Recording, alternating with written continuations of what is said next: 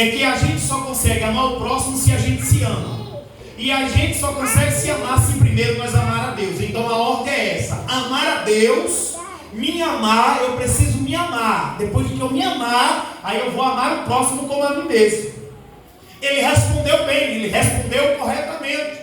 Mas Jesus provou uma parábola, e aí é interessante, porque o tema central que eu quero abordar aqui é o caminho da verdadeira compaixão. A verdadeira fé se expressa no amor prático ao próximo. A proposição do verdadeiro discípulo de Cristo é amar sem barreira, agir com misericórdia e revelar a Deus por meio de atitudes. Quando descia o sacerdote, e como também descia o levita, e que passou a largo, que passou a distante, do qual ele viu, chegaram a ver a situação do homem que estava caído, precisando de socorro, precisando de ajuda. E quantas vezes as pessoas lá fora precisam de uma palavra, mas por causa que eu sou negligente durante a semana, não pego na palavra, não medito na palavra, não faço o meu devocional, não oro, não busco, eu não tenho como alimentar alguém lá fora se eu não estou alimentado aqui. Aí vai a aplicação, porque muitas vezes tem crente que só se alimenta quando chega na igreja. Está na hora de você pegar os talheres, está na hora de você pegar o prato, está na hora de você sentar na mesa, abrir a palavra de Deus e se alimentar.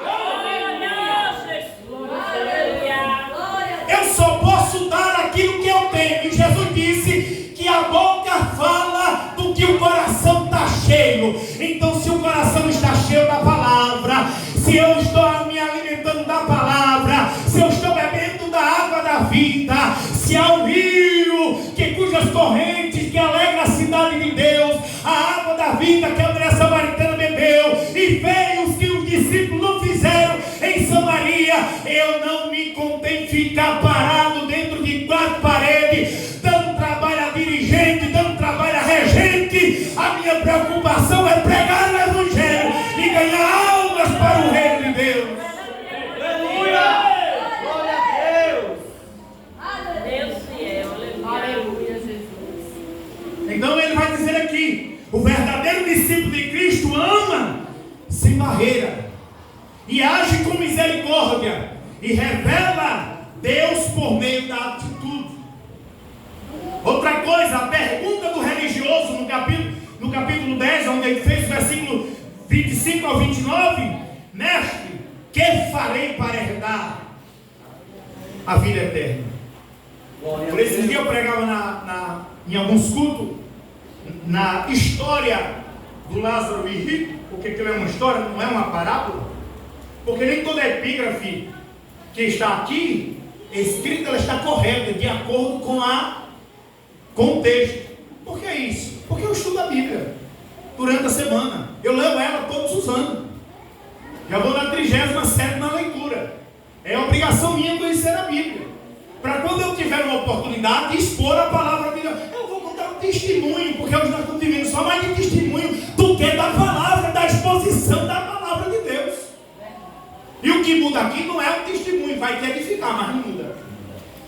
Vai aumentar a tua fé, mas não muda. O que muda é a palavra sendo aplicada. E aí, por esse dia eu dizia, e aqui é uma parte aqui que se encaixa perfeitamente. Ele é mestre, ele é um homem bem sucedido, e ele está preocupado com o quê? Com a vida eterna. A maioria dos ricos sempre foram até Jesus preocupados com a vida eterna. Veja o príncipe que nós estudamos na escola bíblica dominical. O crente que falta escola bíblica, ele é capenga. O crente não pode faltar escola bíblica dominical, não. Tem que estar na escola bíblica dominical para aceitar, para aprender, para depois sim levantar para ensinar. Porque aquele que não aceita para aprender, vai ensinar o quê? Que não vai com Maria, vai com as outras, vai repetir como papagaio. Fulano disse, achou bonito, chega aqui e repete. Aleluia! Glória a Deus! A gente pergunta às vezes, onde foi que páginas quentes das Sagradas Escrituras. Ele está falando uma coisa que ele ouviu de alguém. Aí a gente estudou Nicodemo. Nicodemo foi até Jesus, preocupado com o quê? Com a vida eterna. Zaqueu procurou Jesus também, preocupado com a vida eterna. Um jovem rico que saiu triste diante do nosso Senhor e Salvador Jesus Cristo foi lá por causa da vida eterna. Uma boa parte dos ricos da Bíblia se preocupavam com a vida eterna. Aqui chega o mestre dizendo: que farei para herdar a vida eterna? É um doutor da lei. Fez uma pergunta teológica, mas com a motivação errada para testar Jesus. Jesus respondeu com a sua própria escritura, que está registrada em Deuteronômio 6:5 e Levítico 19:18. O religioso sabe a resposta, mas quer justificar-se. Por isso pergunta: quem é o meu próximo? Ele sabe da pergunta. Nós sabemos da parte funcional que é para fazer. Mas aí a gente pergunta: mas para que contribuir? Mas para que evangelizar? Se todo mundo já está evangelizado. Você sabe quem se mudou ontem para hoje do bairro? Quem chegou aqui novo, quem ainda não ouviu falar de Jesus? Aleluia! Porque eu via isso muito na evangelização. Ai, mãe, já é realmente. Eu cheguei a evangelizar praticamente um bairro por inteiro ali, o Colinho do Sul, rua por rua, casa por casa. Aí quando chegava, que reuniu o grupo, mas a gente já evangelizou essa rua. Nós já evangelizou isso aqui, né? Tá ali, né? Da testemunha, que a gente saía rua por rua, evangelizando dentro do bairro do Colinho do Sul, casa por casa, numa bicicleta, pregando em pleno sol, quente ao meu dia no domingo, toda tarde. E fora os cultos ao ar livre, que a gente fazia toda quarta-feira. Aí a gente ouviu: não, mas já saiu para essa rua. Você sabe que já se mudou? Você sabe que já saiu? Você sabe que já voltou? Você sabe que está precisando da palavra? Você sabe que está com a corda no pescoço para criar sua própria vida? A ordem que eu recebi do céu foi pregar o evangelho, anunciar as boas novas, que é poder, é salvação para todo aquele que nele crê. Ele sabe, ele faz a pergunta, mas agora ele sabe da resposta, mas quer se justificar. E com isso ele pergunta: quem é meu próximo? Aí agora vai a aplicação.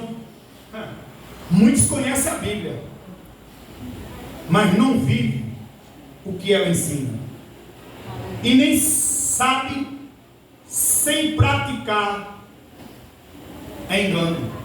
Vou repetir para você entender. Muitos conhecem a Bíblia, mas vivem o que ela, mas não vivem o que ela ensina. Sabe, mas sem praticar é engano, como disse Tiago no capítulo 1, versículo 22. Porque muitas vezes nós conhecemos a verdade, conhecemos a palavra, mas Tiago vai dizer assim: quem sabe fazer o bem não faz, comete pecado. Aleluia. Às vezes isso é na universidade, meu jovem, minha jovem, é no colégio, que a gente entra lá, senta na cadeira, tem um colega precisando, tem uma pessoa depressiva, opressa, precisando de uma palavra, mas eu não peguei na palavra durante o dia, eu não meditei na palavra. Eu até tenho um certo assim, um conhecimento assim, meio, sabe? Mas eu não sei falar de Jesus, porque não tem intimidade, não se aproxima da palavra para buscar o conhecimento. Nós temos conhecimento das redes sociais, nós sabemos editar um vídeo, nós sabemos mexer no Instagram, nós sabemos mexer no Telegram, nós sabemos mexer no WhatsApp, né? Sabemos mexer no YouTube, nas Netflix, nas séries, nos seriados, mas muitas vezes não sabemos mexer na Bíblia, manusear a Bíblia, pregar a Bíblia. Aleluia, meu Deus. Não vai, aguenta aí. Muitos cultos, quando é culto dos jovens, por exemplo, quando é os cultos dos vazios. Meu Deus, é verdade. Deus, misericórdia. Aleluia. Porque quando chega aqui, isso é culto de missões. Quando chega aqui, eu estou lá atrás. O que foi que esse abençoado disse? Abra a boca, meu filho. Ajuda!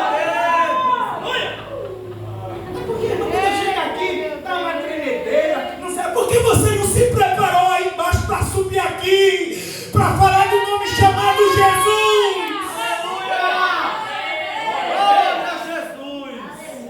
Aleluia! Oh, glória! Deus,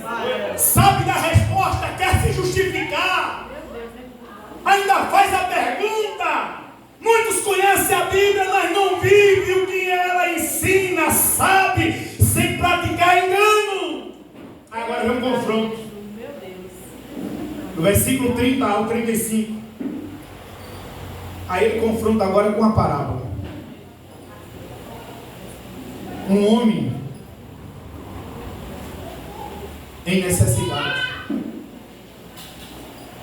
Tem alguém no texto que tem uma necessidade. Quem é ele? Ele foi tomado em assalto. Subitamente. Alguém chegou, ele estava caminhando. De onde ele vinha, para onde ele ia, não interessa. É da mesma coisa quando eu saio daqui. Nós saímos daqui, pode ser subitamente você trai alguém chegar com uma pistola, com uma arma, isso é um assalto, passa tudo, celular, passa o carro, passa a moto. Então onde ele deixou, porque muita gente está puta do que ele deixou, que ele subiu, desceu. Não, ele estava fazendo o caminho dele. E subitamente ele foi tomado em assalto. Tiraram os pertences dele, espancaram ele, deixaram ele quase morto, ferido. Tem alguém aqui necessitado? Há uma necessidade, está no versículo 30. A vítima de violência é deixado quase morto. Representa qualquer ser humano vulnerável.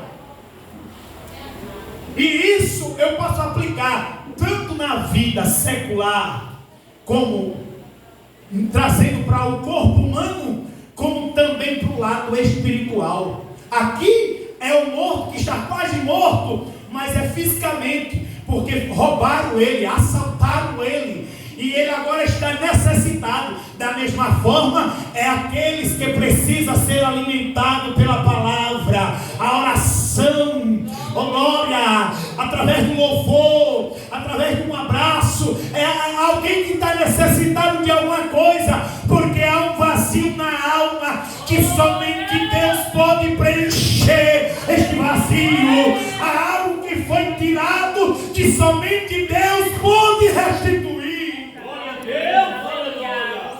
Glória a Jesus.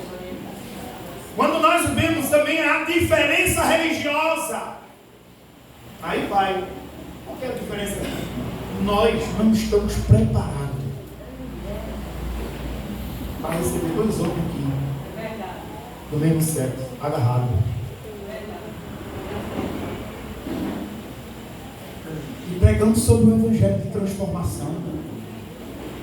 Aleluia. E dizemos que Jesus transforma. Nós não estamos preparados para receber duas mulheres inundadas. Porque nós somos crentes demais, santos demais. E lá no céu só tem espaço para nós, não tem espaço mais para ninguém.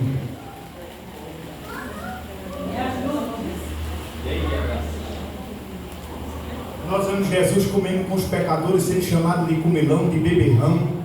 Mas ele senta e come com os pecadores. E aí alguém diz assim, ei, ele entra e come com os pecadores. Já Jesus olha assim, quando ouviu o que disseram para os discípulos lá fora, disse: eu não vim buscar isso não, vocês estão muito sarados.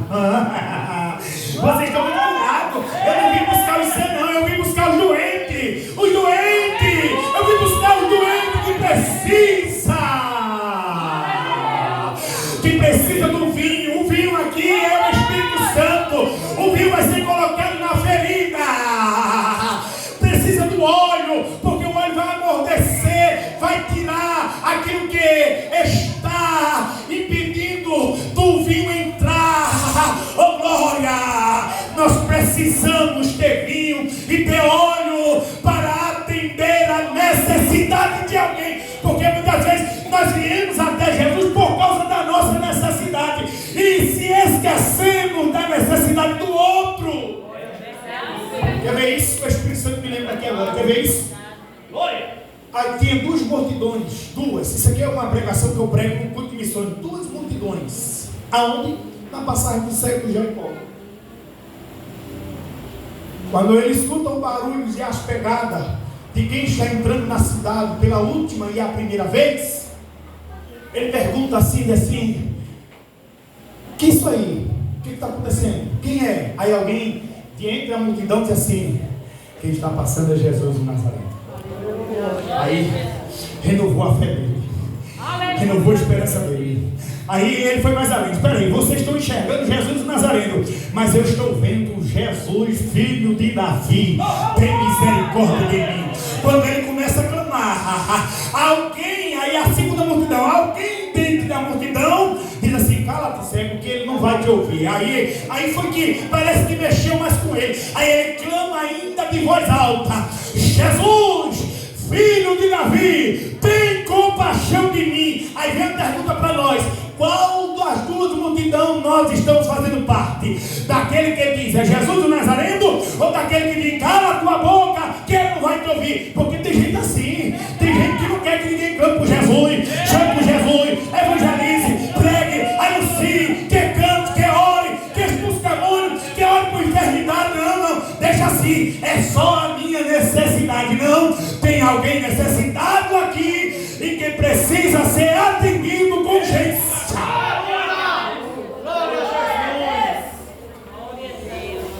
Louvado seja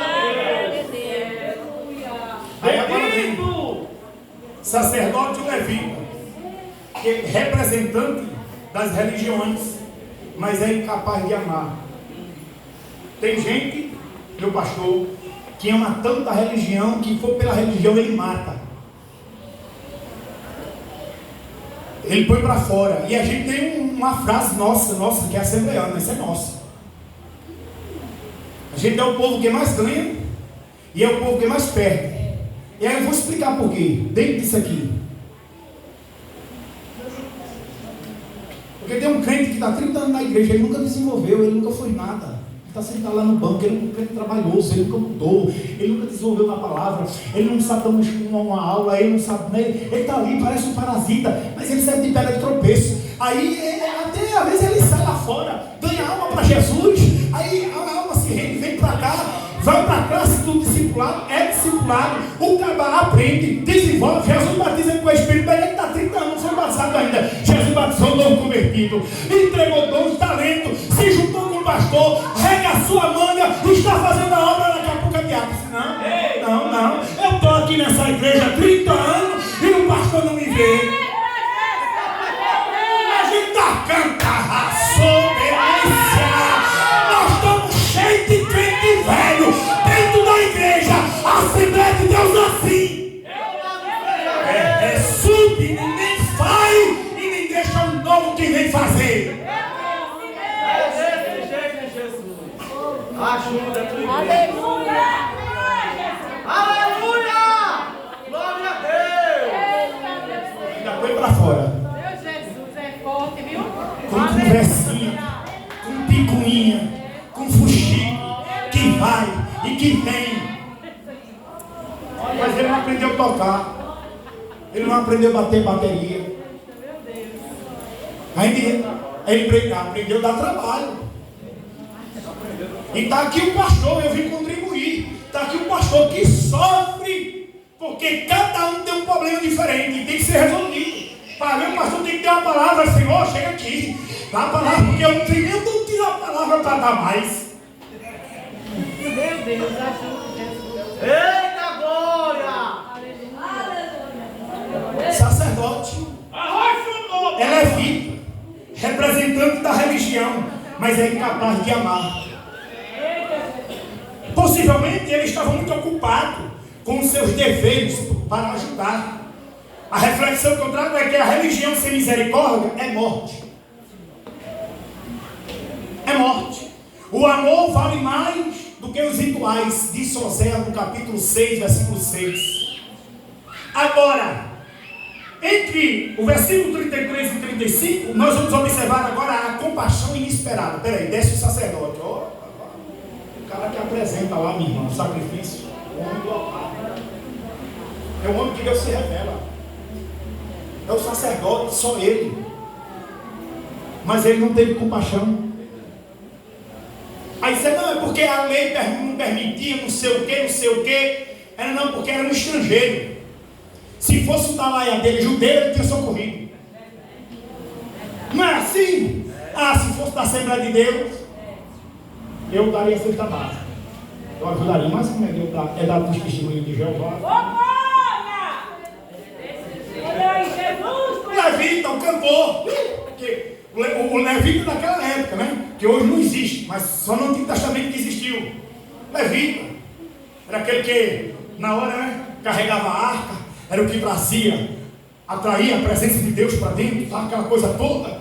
Quando viu, disse, não, eu vou isso, já com isso, rapaz. Olhou, foi-se embora. Aí lá vem quem? Olha, aí onde encaixa a compaixão inesperada, o samaritano, desprezado pelos judeus, mas se compadece. O homem que vem e que vai se compadecer de alguém é alguém que é desprezado pelos judeus. Você vê isso na história da mulher samaritana. Desse jeito. Você vê isso quando João vai lá atrás de hospedaria para Jesus, que não são bem recebidos em Samaria. Quando volta a segunda vez, vamos orar para descer fogo do céu. Olha os crentes, discípulos de Jesus, vamos orar para descer fogo do céu, consumir a todos, porque não foram bem recebidos. A ponto que quando Jesus resolve fazer um caminho mais curto, e que nós estudamos na EBD isso aí, porque tem 3 caminhos, Jesus faz um caminho curto, passa por Samaria, chega esse carro. Espera aí, eu preciso derrubar a barreira da separação. Aí agora vai. Deixa eu fazer uma aplicação aqui, para nós. Cadê o homem do fogo, que disse que queria descer fogo do céu? Vamos orar, Senhor, para descer fogo do céu e queimar tudo. Estão tudo indo do outro lado, na próxima cidade, tudo preocupado com barriga, meio. Eita, Jesus! E às vezes nós estamos assim, só preocupados com comer papa. Enquanto Jesus derruba a barreira da separação e anuncia o evangelho à mulher samaritana, o que era para a mulher samaritana, o que era para o discípulo ter feito, a mulher samaritana fez sozinha. Agora, o que me deixa ainda meio cafifado do texto, que eu já vasculhei, ainda estou vasculhando, foi os homens acreditar naquela mulher.